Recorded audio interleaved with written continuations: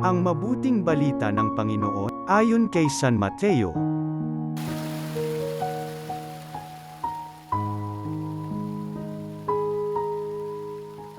Noong panahong yun, isa na namang talinghaga ang inilahad ni Jesus sa mga tao.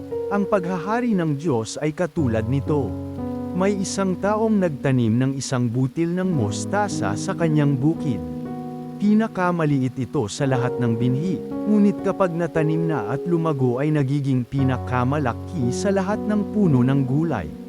Ito'y nagiging punong kahoy, anupat na pamumugaran ng mga ibon ang mga sanga nito. Nagsalaysay pa siya ng ibang talinghaga.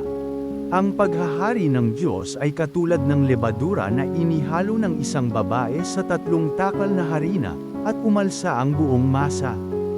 Sinabi ni Jesus sa mga tao ang lahat ng ito sa pamamagitan ng mga talinghaga, at wala siyang sinabi sa kanila nang hindi gumagamit ng talinghaga.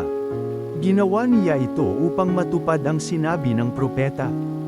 Magsasalita ako sa kanila sa pamamagitan ng mga talinghaga. Ihahayag ko sa kanila ang mga bagay na nalihim mula ng likhain ang sanlibutan. Ang mabuting balita ng Panginoon.